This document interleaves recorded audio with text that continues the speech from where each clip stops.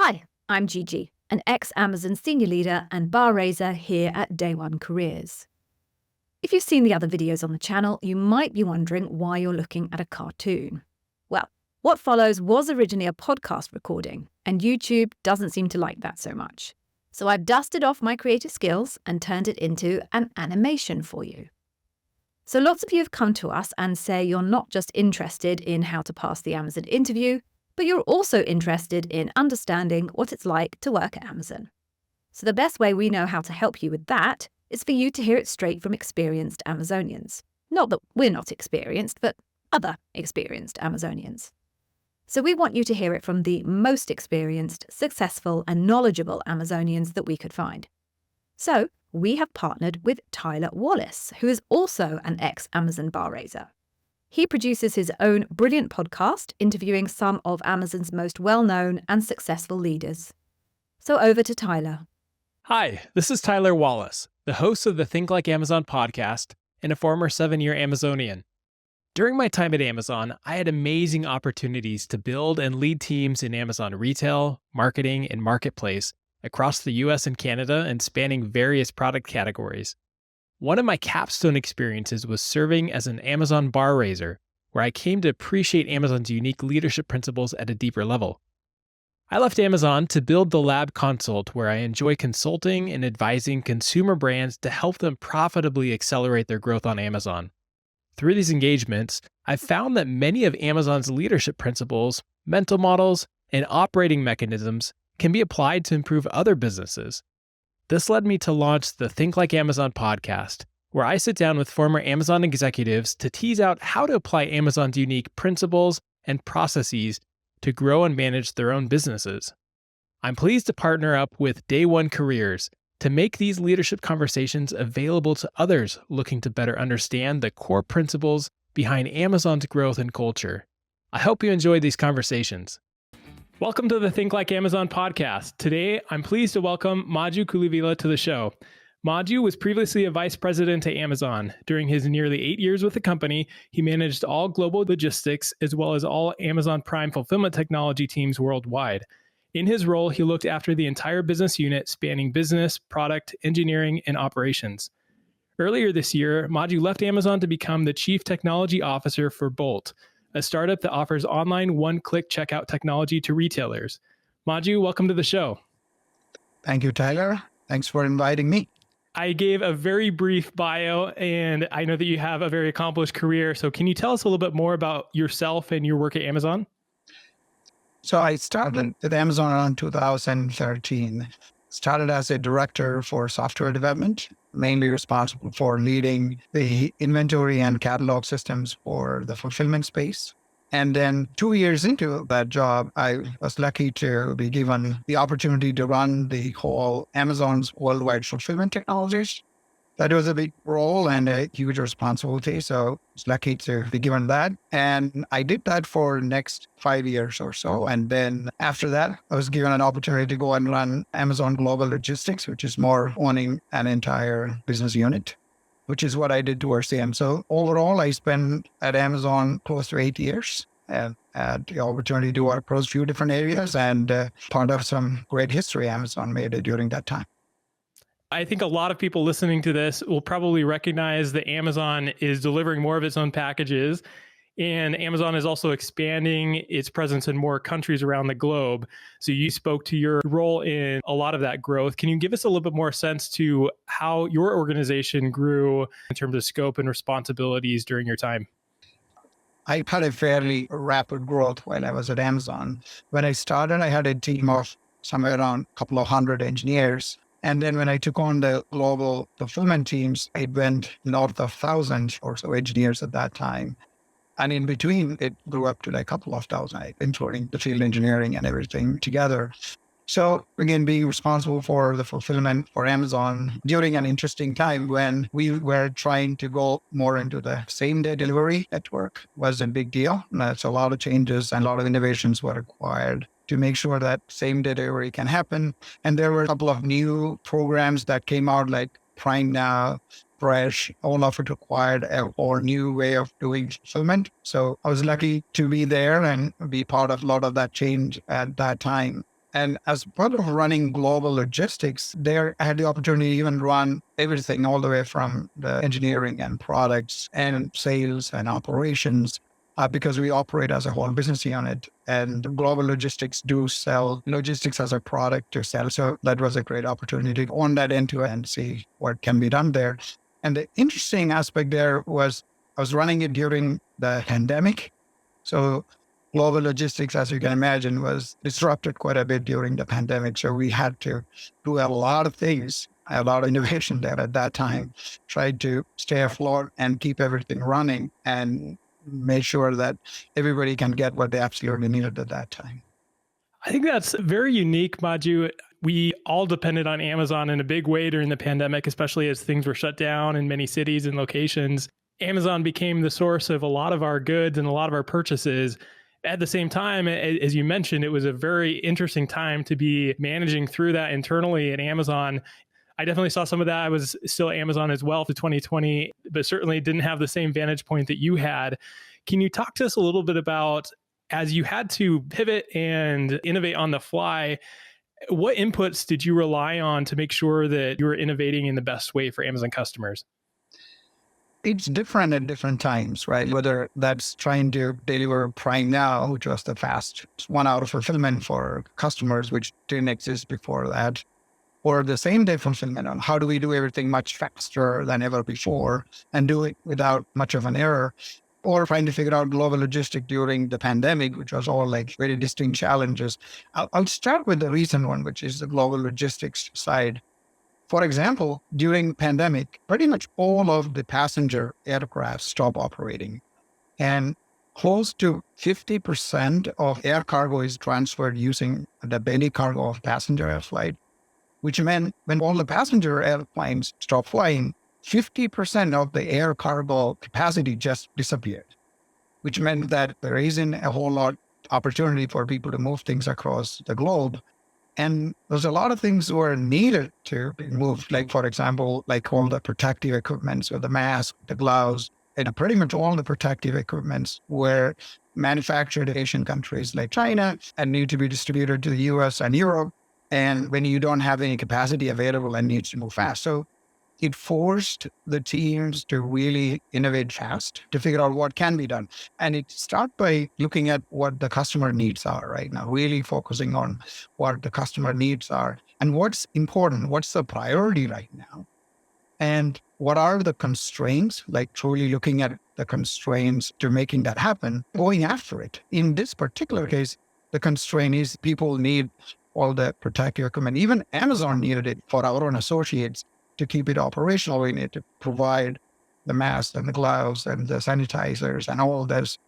And when it's not available, how do we bring that, make it available? And when the constraint is the air capacity. So what we had to do was scramble and come up with a whole air distribution delivery network in like a couple of weeks. So we scrambled, partnered with our air team, partnered with the customs brokerage team, partnered with the China operations team and the ground operations team, the technology teams, to make sure that how can we build all of that. And in a couple of weeks, everything came together and we started flying out on charters and distributing things from China and distributed it across the US, across Europe, and made sure that everybody can have those and we can continue to operate. Same way, how do we make it available for customers so they can have it, they can buy it?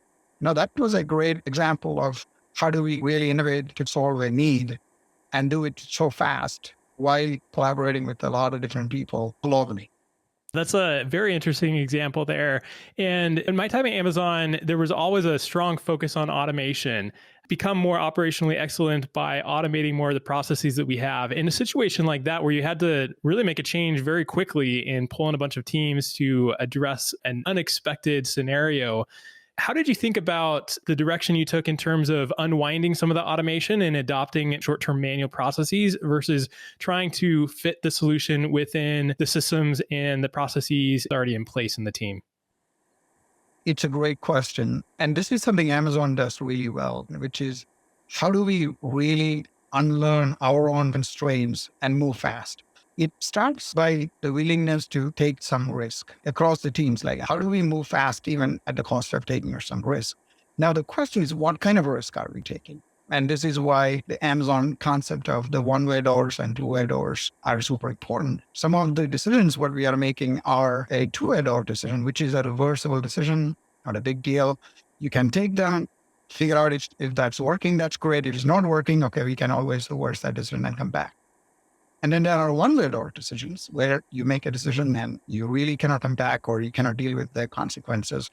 And so identifying more problems as two-way doors and then taking risk and moving fast on them is the path we go after. For example, trying to put things on a plane, you got to be very careful about the dangerous goods and what can actually go in the plane. That's a one-way door. So you really have to be careful. You don't move fast on those things. You go through every bit of the details and you dot all the I's and cross the T's before you do that. But with how much we fill a plane, for example, and maybe the first few kind of run a little bit empty, as long as we can figure out the algorithms that can maximize the throughput of the planes, that we can figure out. That's a risk we can take if we want to move faster. So really separating that one-way doors and two-way doors and allowing people to take risk on those two-way doors and move fast. And then truly having metrics around everything we do so that we can know and course correct ourselves on the fly. And those are things we really do to make sure that we can move fast and innovate in this age. That's super fascinating. You talk about things like algorithms for the throughput of a plane. And I think that's easy for a lot of us maybe to take for granted, but there's a lot of sophistication and a lot of rigor behind some of those decisions. Maju, I want to get back to the scale of this fulfillment network that you led at Amazon and talk a bit about the leadership principle that Amazon has, which is invent and simplify. The leadership principle is defined as leaders expect and require innovation and invention from their teams and always find ways to simplify. They are externally aware, look for ideas from everywhere, and are not limited by not invented here. As we do new things, we accept that we may be misunderstood for long periods of time. So going back again to this global organization that you led, what were the external sources of ideas that you look to or that you encourage your team to look to in order to figure out what do the customer need 5 years down the road, 10 years down the road to make sure that you were innovating, inventing, and building the things that the customer would need down the road? Yeah. If you talk about invent and simplify, kind of think of a one simple example, which is probably more internal to Amazon, but it's a very interesting example we have. And it's also talk about how we reinvent ourselves sometimes to make things better. Amazon has this internal process of counting inventory. We have to count inventory every day to make sure that our physical and virtual records match. And it's a very expensive manual process. And so we have a lot of software and systems and people and processes on how do we do that. And it's quite expensive, and we have fairly sophisticated tools that make sure we do that systematically. But then came this whole idea of, one of our computer vision scientists came up with the idea that, hey, what if we can detect these defects using a computer vision system? What if there is a way to do that? So we were like, all right, let's take a look at it. Let's see what happens there. They went and came back with a new algorithm using the convolutional neural network algorithms to see, okay, how do we detect these defects within some kind of a threshold? But the big problem was we are already investing a lot of money into this current process and we have a lot of software and systems. Should we go after this now or just continue to make that better? And what's the returns on that? And those scenarios, what we do is we created a small team and we say, okay, let's continue to move forward with this idea and see what can be done. And let's see some impact or the results on it very quickly. And if the results are great, we can double down and move forward. Fast forwarding that, put like around 10 people on that. And they went and created the computer vision system, the hardware, the software. And fast forwarding it to now, all Amazon fulfillment centers, the automated fulfillment centers use computer vision based counting. It's a massive process automation where people don't need to do this manually anymore. It's a complete waste of process before. And now a computer vision system can just do it. And that frees up all the people to do more work that are helpful for customers. Think of processes like that and use that as an example for people to think, okay, here is something we do today and something we do tomorrow may not be an improvement of what we do today. It could be a completely different way of doing it. It might take advantage of complete new technology and the process might be very different. And so keep our mind open to the newer way of looking and doing these things, especially by using advanced technology, is super important in this kind of scenario. And then the question really is, how do we do that at scale, right? Now, that's the one example. Like, how do we get hundreds of teams to do that? And the approach I've seen and I've taken is really connecting the teams to the customers. Take out any additional layers between the engineers and the product teams that are working on any product. Have them connect directly with the customers and really understand what's going on so that you are not just building some things.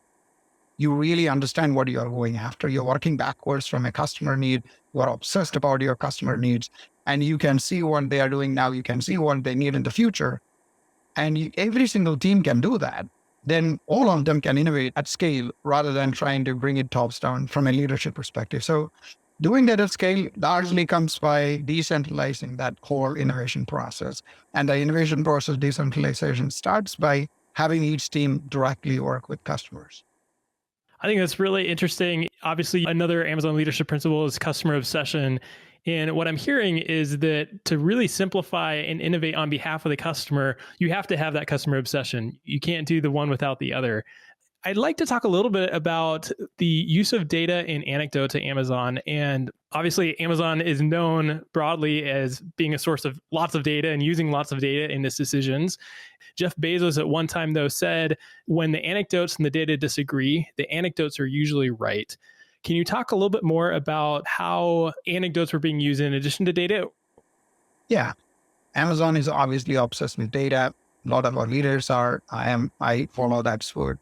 The problem with that sometimes is when you try to do a lot of things at scale, a lot of little things can get lost. You start looking at averages. You start looking at things and say, okay, overall things are good. But out of a lot of people, a couple of people may not be having a good experience. And that what I see as the blind spots of the algorithm, especially when you're using large, complex algorithms. You run into the blind spots that are not obvious, and it doesn't make it to the metrics. And that's why the anecdotes become so important. And so from our perspective, a couple of processes we do was we have our weekly team reviews. Like we used to have a metrics review every week. And one of the last slide of that was like really going after the anecdotes of each customers. And so what we do is when we bring up that anecdote and really say what happened in that particular scenario and what was the gap that happened. And there are a couple of examples. One was we rolled out this new labor planning system, a system that kind of completely automate how do we bring people into the fulfillment system, warehouses. And we found that it was getting overridden several times. And if you look at all of our metrics and measurements on that, it never shows up on why that is happening. And systems can always justify why that is happening. But as we started talking to the local managers, we came to know that some of the local events are not being captured into our planning systems, and they are very localized, and that only happens in each of the data that might be different, and there is no central authority where we can pull that data in.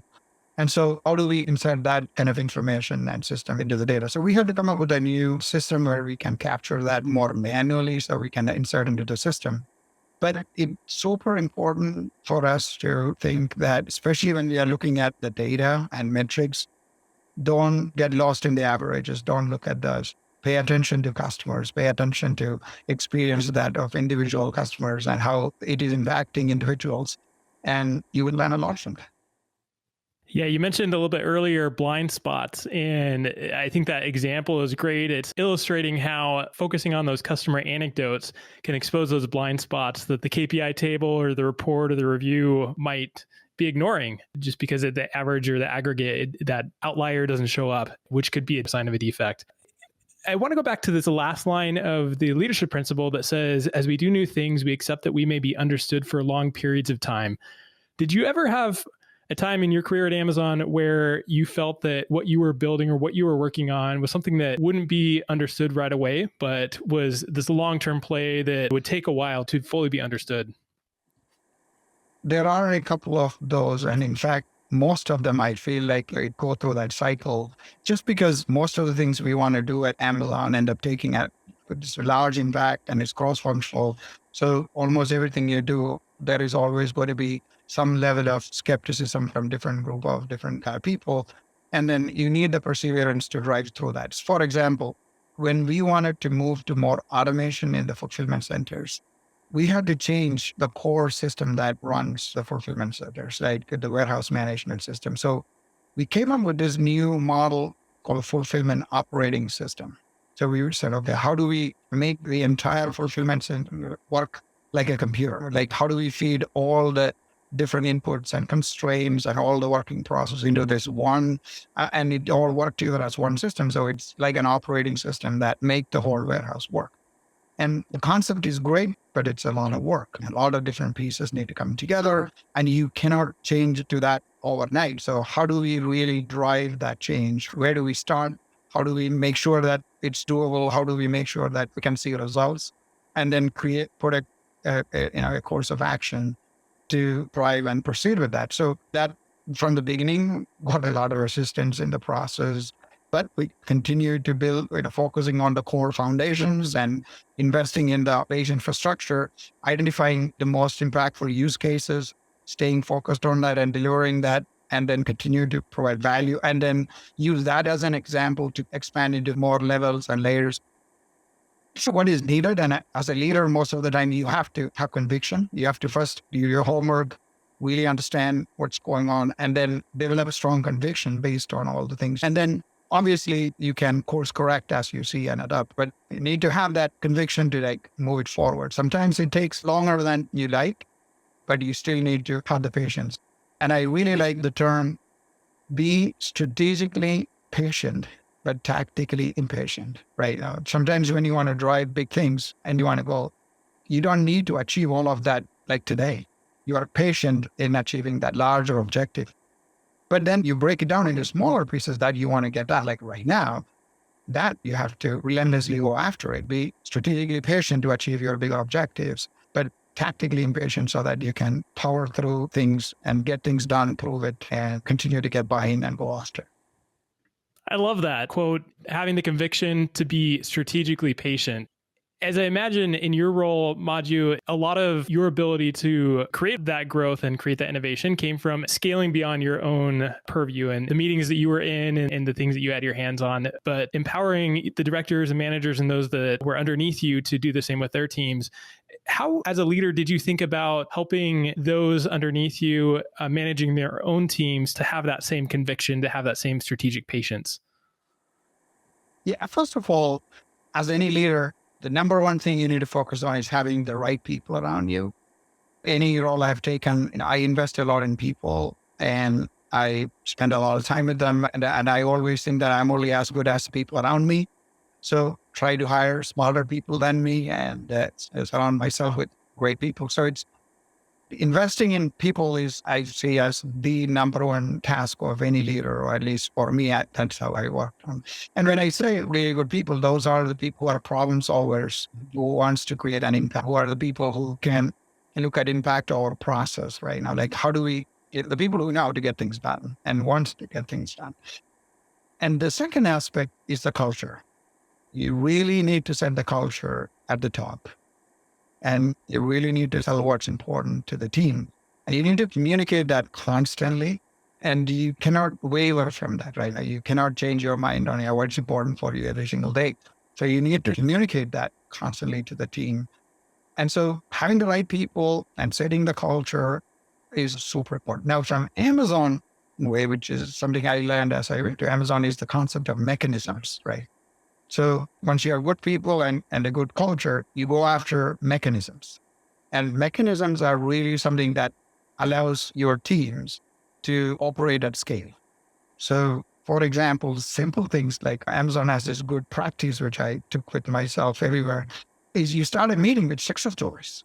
If you're the operations, you start with a safety dependent success story right after. The success story one is because, for example, when I started with my big role at Amazon and we started with success story, a lot of people didn't have a lot to say. Like, we didn't have a lot of success stories to share.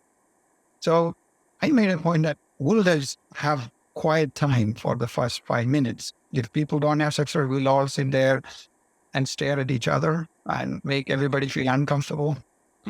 And we just said that for a couple of weeks and months. And then over time, everybody caught that I'm serious about it and we are going to come back with success stories. And so then slowly enough, people start bringing up success stories to a level where we needed more than 5 minutes. Sometimes we need 10 minutes to just talk about success stories. But that all goes down, right? Because for them to come up with success stories, they need to talk to their team and then their team needs to come up with success stories.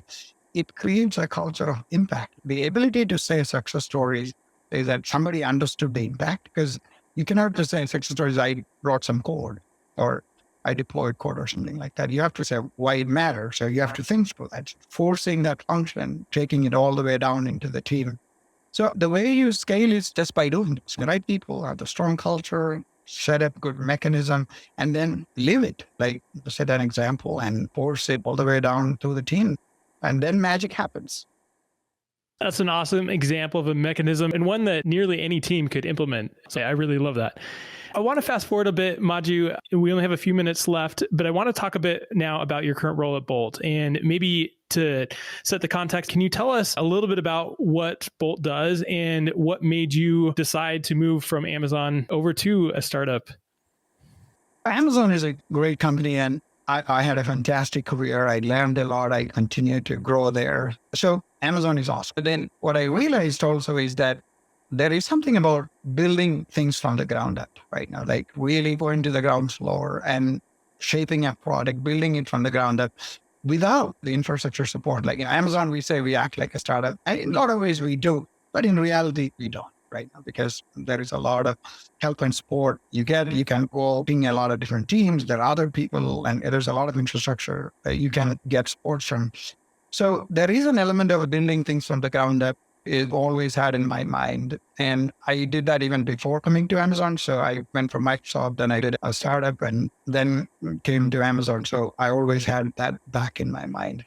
And second is it's an interesting time to be in startups, right? Like right now, you look at companies like Bolt or anybody, the private markets are very efficient.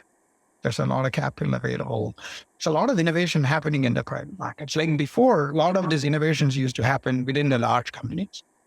And now that the private markets are much more efficient, a lot of innovations are happening outside too. And so it's a great time to be in a startup. If you want to start a startup or to join a startup, it's a great time for it. And I expect that to continue for at least this decade. It's just getting started. It's not ending, right? It's just going to continue to evolve and move in that. And the third element for Bolt is in this very interesting field of e-commerce and payments. So it's a fintech startup. And it's in a hyper-growth mode. It provides, as you said, one-click checkout to merchants. And so for Amazon set the bar high, or what is the experience customers look for when you want to buy online? So a lot of other merchants are struggling to be, okay, how do we compete with that and do that? So Bolt's mission is to say, how can we provide that kind of experience for all other merchants so that customers get that same kind of great experience of buying from Amazon? How can they get from other places too? So there are more choices and more options for everybody.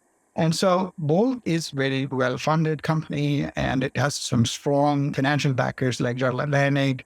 And it has a great founder, Ryan Breslow, who I started talking to. And initially leaving Amazon, if you asked me like 6 months before I left Amazon about will I leave Amazon or consider any other job, I would say absolutely not, because I was having a great time. And then as I spoke to Ryan and continued to talk to him, it took me around 5-6 months for me to make up my mind. But as I learned more and I thought through all of this, and I was like, I got more excited and more interested. And I see the future. I see that there is a way that Invent and Simplify and being misunderstood for some time. Bolt coming in as a checkout platform has a lot of opportunity to like really grow. And I say Bolt is at the intersection of e-commerce and payments. So we have an opportunity to connect all the shopping carts and all the payment companies and be that linch point to connect both of them. And at the same time, create a great customer experience. We keep track of all the customer accounts and that account network is growing really fast, which means we can provide that one-click checkout experience across different merchants. So Bolt is really building out some core shopping e-commerce infrastructure that will help change the way people buy online quite a bit. And I'm very excited to be on the ground floor with that and take a very talented group of our engineers and product people through that journey and see what we can do here. It certainly sounds exciting. You're really at the nucleus of everything that is e-commerce. Everything needs a checkout. Everything needs payment processing. And so to be at that intersection is really exciting, because as e-commerce continues to grow, those solutions are always going to be imperatively important. Probably has its own principles and values, and it, of course, isn't the same as Amazon. But as you reflect back on the 8 years you've had at Amazon, what elements of Invent and Simplify that you practice at Amazon are you finding helpful in your current role? Yeah, almost everything, right? I think the whole Invent and Simplify, customer obsession are things that I feel like almost you can transplant to any company and you can use it as is. For example, Bolt also is a very culturally strong organization. So we have our values. A lot of it foundationally very similar to Amazon values, but we word it differently. And there are subtle differences, but a lot of similarities too. On the Invent and Simplify side, allowing the teams to connect directly with customers and having them really solve the problems, understand the problems, and really solving the problem are really there. So there's a lot of connection between the engineers and the customers directly.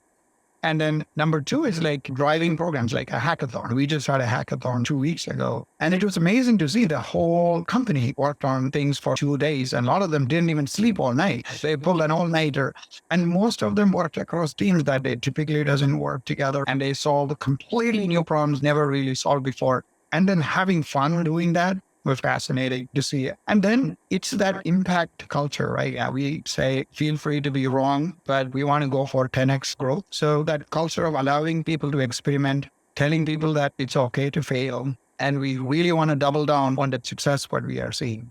And so that is the culturally important aspect that kind of put it all together in my head. So really creating that experimental atmosphere, take out the fear of failure, and really going after big opportunities and doubling down on them.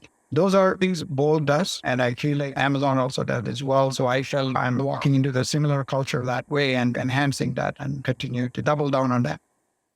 Maju, this conversation has been a lot of fun. So thanks again. And thanks for all of your ideas, your perspective, your tips that you've shared. It's been great having you on the show, and I hope you enjoy the rest of your evening. Well, I hope you found that interesting. Please do give the video a like if you did. And there is a bunch more on the channel and more to come. So why don't you try this one next?